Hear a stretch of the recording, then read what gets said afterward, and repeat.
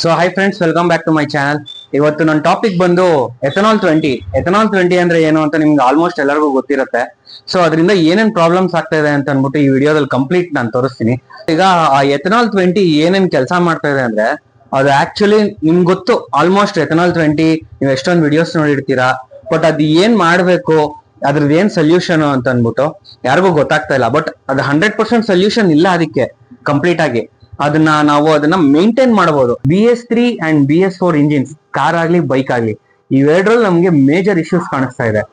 ಏನ್ major issues ಅಂದ್ರೆ, ನಿಮ್ಗೆ ಸ್ಟಾರ್ಟಿಂಗ್ ಪ್ರಾಬ್ಲಮ್ ಬರ್ತಾ ಇದೆ, ಮೈಲೇಜ್ ಬರ್ತಾ ಇಲ್ಲ, ಕಾರ್ಬನ್ ಡೆಪಾಸಿಟ್ಸ್ ಆಗ್ತಾ ಇದೆ, ಮತ್ತೆ ಕಾರ್ಪೆಟರ್, ಎಸ್ಪೆಷಲಿ ಕಾರ್ಪೆಟರ್ ವೆಹಿಕಲ್ಸ್ ಇರುವಂತ ವೆಹಿಕಲ್ ಅಂದ್ರೆ ಬೈಕ್ಸ್ ಅಲ್ಲಿ, ಆಲ್ಮೋಸ್ಟ್ ಬೈಕ್ಸ್ ಅಲ್ಲೇ ಎಲ್ಲ ಕಾರ್ಬೇಟರ್ಸ್ ಬರ್ತಾ ಇರೋದು. ಇನ್ ಕಾರಲ್ಲೆಲ್ಲ ಇಂಜೆಕ್ಟರ್ಸ್ ಬರ್ತಾ ಇದೆ.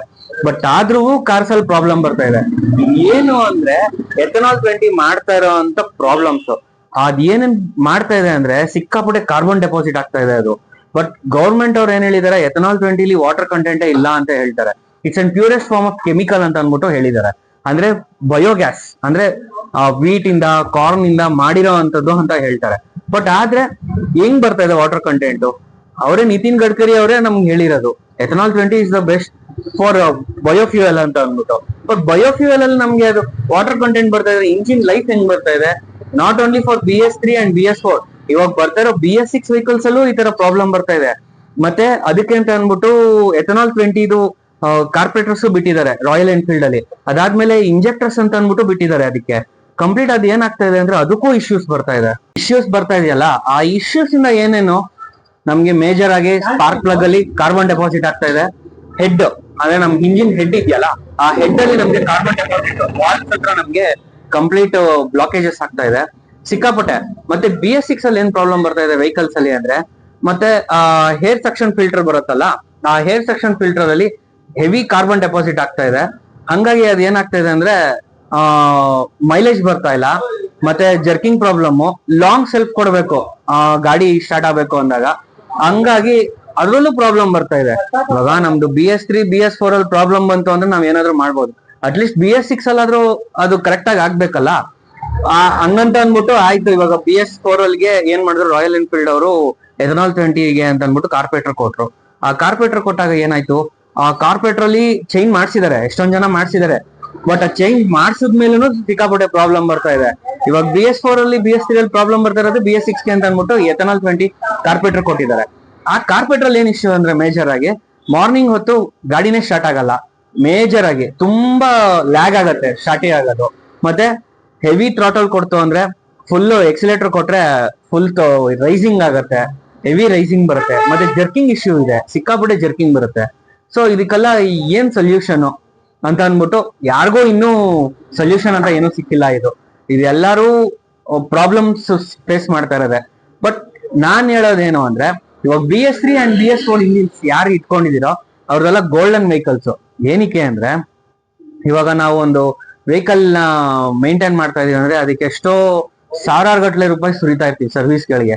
ಇದರೆಲ್ಲ ಪ್ರಾಬ್ಲಮ್ಸ್ ಆದಾಗ ಏನಾಗುತ್ತೆ, ನಮ್ಗೆ ಬೇಜಾರಾಗೋಗ್ಬಿಡುತ್ತೆ. ನಮ್ಗೆ ಯಾವ್ದು ಬೇಡಪ್ಪ ವೆಹಿಕಲ್, ಏನಾದ್ರೂ ಮಾಡ್ಬಿಟ್ಟು ಗಾಡಿನೇ ಕೊಟ್ಬಿಡೋಣ ಅಂತ ಅನ್ಸ್ಬಿಡುತ್ತೆ.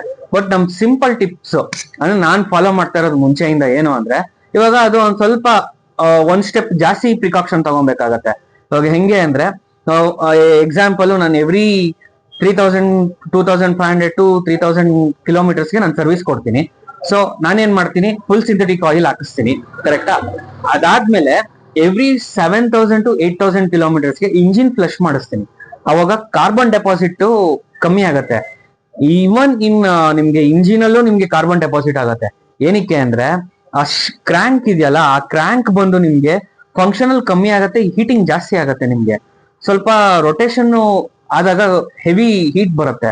ಆ ಹೀಟ್ ಬಂದಾಗ ಏನಾಗತ್ತೆ, ಕಾರ್ಬನ್ ಡೆಪಾಸಿಟ್ ಜಾಸ್ತಿ ಆಗತ್ತೆ.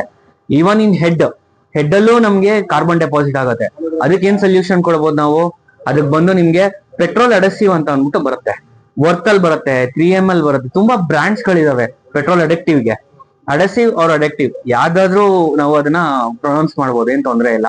ಸೊ ಪೆಟ್ರೋಲ್ ಅಡೆಕ್ಟಿವ್ ಆಗ್ತು ಅಂದ್ರೆ, ಸೊ ಮೇಲೆ ನಮ್ ಇಂಜಿನ್ ಹೆಡ್ ಏನಿರುತ್ತೋ ಆ ಕಂಪ್ಲೀಟ್ ನಾಬ್ಸ್ ಏನಿರುತ್ತೆ, ಇನ್ಟೇಕ್ ಹೇರ್ ಔಟ್ಟೇಕ್ ಹೇರ್ ಅಲ್ಲಿ ಕಾರ್ಬನ್ ಡೆಪಾಸಿಟ್ ಆಗೋದು ಕಮ್ಮಿ ಆಗುತ್ತೆ. ಅಂಡ್ ಮೇಜರ್ ನಿಮ್ಗೆ ಏನ್ ಹೇಳ್ಬೇಕು ಅಂತಂದ್ರೆ, ಎವ್ರಿ 2000 ಟು ಮತ್ತೆ 2500 ಟು 3000 ಕಿಲೋಮೀಟರ್ಸ್ಗೆ, ಅದು especially in BS3 and BS4 ಅಲ್ಲಿ ಮಾತ್ರ ನಮ್ಗೆ ನಾಮ್ಸ್ ಕೊಟ್ಟಿದ್ದಾರೆ. ರಾಯಲ್ ಎನ್ಫೀಲ್ಡ್ ಅಲ್ಲಿ ಆಲ್ಮೋಸ್ಟ್ BS6 ಇಂಜಿನ್ಸ್ಗೆ 5000 ಕಿಲೋಮೀಟರ್ಸ್ ವರೆಗೂ ಒನ್ ಟೈಮ್ ಸರ್ವಿಸ್ ಅಂತ ಕೊಟ್ಟಿದ್ದಾರೆ. ಇದನ್ನ ಕರೆಕ್ಟ್ ಆಗಿ ಮೇಂಟೈನ್ ಮಾಡಿ, ಆಲ್ಮೋಸ್ಟ್ ನಿಮ್ ಇಂಜಿನ್ ಎಲ್ಲೂ ನಿಮ್ಗೆ ಪ್ರಾಬ್ಲಮ್ ಬರಲ್ಲ. ಎರಡನೇದು ಬಂದು ನಿಮ್ಗೆ ಸ್ಪಾರ್ಕ್ ಪ್ಲಗ್ ಬಂದು ನಿಮ್ ಕಾಪರ್, 3 ತರ ಸ್ಪಾರ್ಕ್ ಪ್ಲಗ್ ಬರುತ್ತೆ. ಕಂಪ್ನಿಲೇ ನಮ್ಗೆ ಕಾಪರೇ ಕೊಟ್ಟಿರ್ತಾರೆ, ಕರೆಕ್ಟ್ ಕಾಪರ್ ಸ್ಪಾರ್ಕ್ ಪ್ಲಗ್ ಬಂದಿರುತ್ತೆ. ಸೊ ಅದನ್ನ ಇರೇಡಿಯಂ ಸ್ಪಾರ್ಕ್ ಪ್ಲಗ್ ಕನ್ವರ್ಟ್ ಮಾಡಿ, ಅವಾಗ ಫ್ಯೂಯಲ್ ಏನು ಸ್ಪಾರ್ಕ್ ಆಗತ್ತೋ complete burning ratio full burn ಆಗತ್ತೆ ಅದು. ಸೊ ಅದರಿಂದಾಗಿ ನಮ್ಗೆ ಕಂಪ್ಲೀಟ್ ಆಗಿ ಫ್ಯೂಯಲ್ ಬರ್ನ್ ಆಗೋ ಜಾಸ್ತಿ ಇದ್ದಾಗ ಅವಾಗ ಕಾರ್ಬನ್ ಡೆಪಾಸಿಟ್ ಕಮ್ಮಿ ಆಗತ್ತೆ, ನಮ್ಗೆ ಫ್ಯೂಯಲ್ ಬರ್ನಿಂಗ್ ರೇಷಿಯೋನು ಜಾಸ್ತಿ ಆಗತ್ತೆ.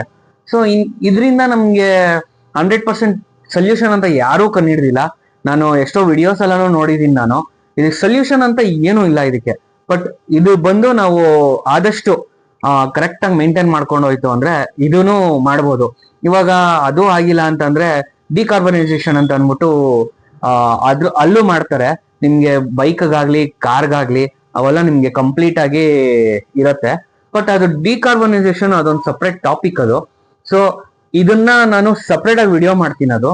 ಸೊ ಅವಾಗ ನಿಮ್ಗೆ ಒಂದು ಐಡಿಯಾ ಬರುತ್ತೆ ಹೆಂಗೆ ಅದು ಡಿಕಾರ್ಬನೈಸೇಷನ್, ಮತ್ತೆ ಅದರಿಂದ ಏನ್ ಯೂಸ್ಫುಲ್ ಆಗತ್ತೆ, ಎಷ್ಟು ಕಿಲೋಮೀಟರ್ ಒನ್ಸ್ ಮಾಡಬೇಕು. ಕಾರ್ ಅಂಡ್ ಬೈಕ್ ಎರಡೂನು ನಾನು ಮಾಡ್ತೀನಿ ಅದು. ಇವಾಗ ನಾನು ಪರ್ಟಿಕ್ಯುಲರ್ ಆಗಿ ನನ್ನ ಕಾರ್ ಅಂಡ್ ಬೈಕ್ಗೆ ಒಂದು ಸೊಲ್ಯೂಷನ್ ಅಷ್ಟೇ ಇದು, ಏನು ಅಂತ ಅನ್ಬಿಟ್ಟು ನಾವು ಯಾವ ತರ ಮೇಂಟೈನ್ ಮಾಡ್ಬೋದು ವೆಹಿಕಲ್. ನಾವು ಇವಾಗ ಒಂದ್ಸತಿ ಅದನ್ನ ನಾವ್ ಏನಾದ್ರು ಮೇಂಟೈನ್ ಮಾಡಿಲ್ಲ ಅಂತಂದ್ರೆ ನಮ್ಗೆ ಪ್ರಾಬ್ಲಮ್. ಒಂದ್ಸತಿ ಸರ್ವಿಸ್ ಕೊಡ್ತು ಅಂದ್ರೆ ನನ್ನ ವೆಹಿಕಲ್ಗೆನೆ ಒಂದು 2500 to 3000. ಇವಾಗ ಪಲ್ಸರ್ ಆಗ್ಲಿ, ಇವಾಗ ಬೇರೆ ಬ್ರಾಂಡ್ಸ್ ವೆಹಿಕಲ್ ಆದ್ರೂ ಆಗ್ಲಿ, ಯಾವ್ದೇ ಆದ್ರೂ ದುಡ್ಡೇ ತಾನೆ. ಅದಕ್ಕೆ ಏನಾದ್ರು ಒಂದು ಸೊಲ್ಯೂಷನ್ ಯಾರಾದ್ರೂ ಕಂಡು ಹಿಡಿಲೇಬೇಕು, ಅದಕ್ಕೆ ಕಂಡು ಹಿಡಿತಾರೆ. ಬಟ್ ಇವಾಗ ಎಥನಾಲ್ 20 ಇರೋದ್ರಿಂದ ಇಷ್ಟವರೆಗೂ ನಮ್ಗೆ ಕಂಟ್ರೋಲ್ ಮಾಡಕ್ ಆಗಿದೆ. ಇನ್ನೇನಾದ್ರು ಎಥನಾಲ್ 40% ಮಾಡ್ಬಿಡ್ತು ಅಂದ್ರೆ ವಿ ಕೆನಾಟ್ ಮೇಂಟೈನ್ ಆಲ್ಸೋ, ನಮ್ ಬೈಕ್ ನ ಮೇಂಟೈನ್ ಮಾಡಕ್ ಆಗೋದೇ ಇಲ್ಲ.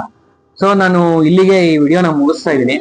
ಈ ವಿಡಿಯೋ ನೀವು ಏನಾದ್ರು ಇಷ್ಟಪಡ್ತು ಅಂದ್ರೆ ಲೈಕ್, ಶೇರ್ ಅಂಡ್ ಸಬ್ಸ್ಕ್ರೈಬ್ ಮಾಡಿ. Thank you.